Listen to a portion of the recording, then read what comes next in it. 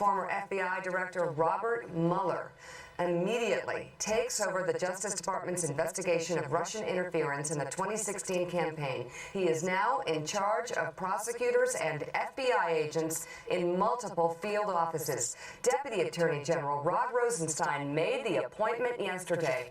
Rosenstein is overseeing the DOJ's investigation after Attorney General Jeff Sessions recused himself. A Justice Department spokesperson told NBC News the White House counsel's office was informed about the appointment of a special counsel after the order was signed. Let's just stop right there. David Ignatius, a lot of Trump people have liked to say since January 20th there's a new sheriff in town.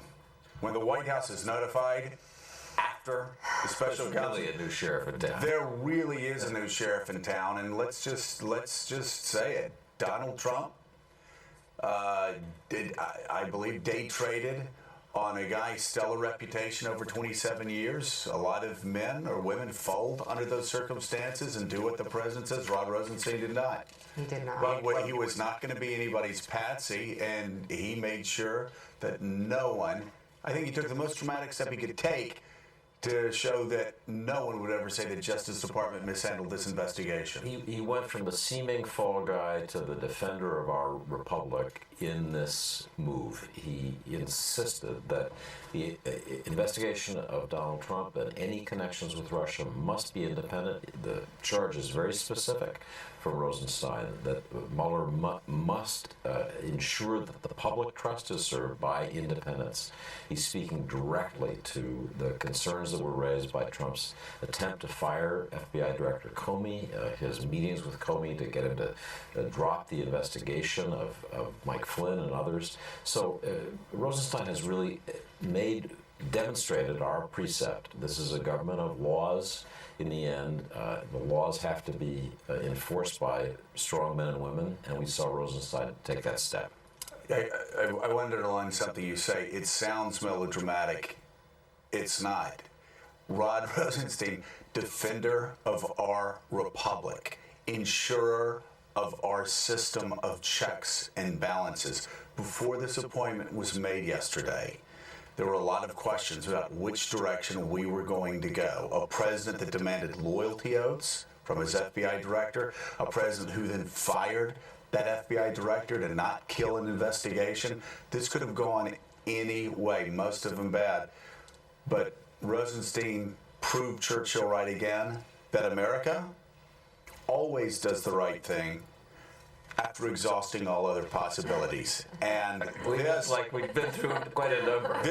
Listen, I'm regardless of how this ends up, and I'm one of these people that think probably there's going to be more in a cover-up than the actual investigation at the end. However it ends up, I don't think you can overstate how important his move was yesterday to show the integrity. The national deep breath that after a day in which the financial markets finally really registered the degree of anxiety about this chaotic situation in Washington, sharp fall in the Dow, and then this announcement, carefully guarded at 6 o'clock, that there was going to be somebody new running it. And I just felt that we suddenly were in a different space. John Hellman, the president, reacted in a statement, reading in part, quote, this, as I have stated many times, a thorough investigation will confirm what we already know. There was no collusion between my campaign and any foreign entity.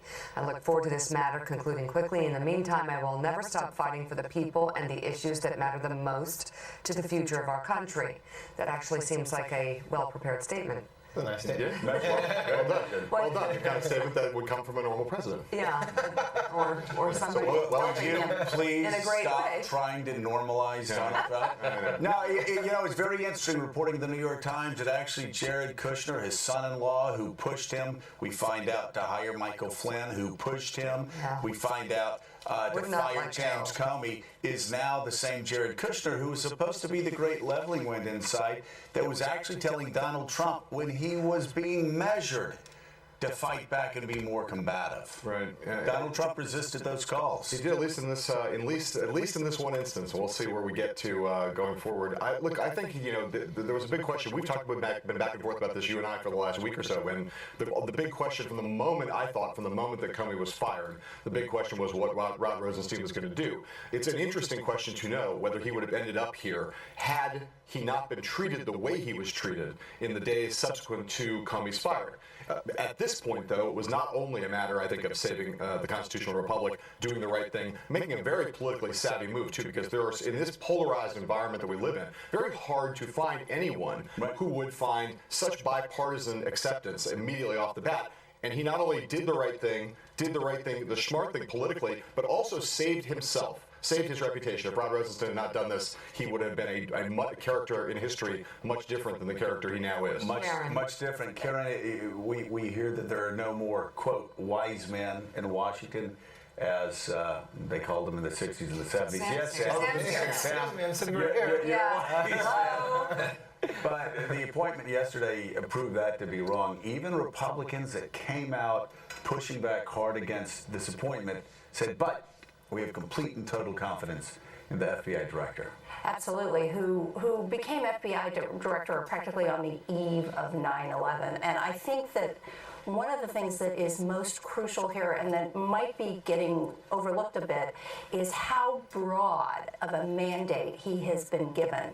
He has explicitly been told that he is to not only look into the questions of Russia's meddling in the election, but also whether there has been obstruction of justice. Right. At this point, no matter what Donald Trump says, for all intents and purposes, given the news of the past week, he is under investigation.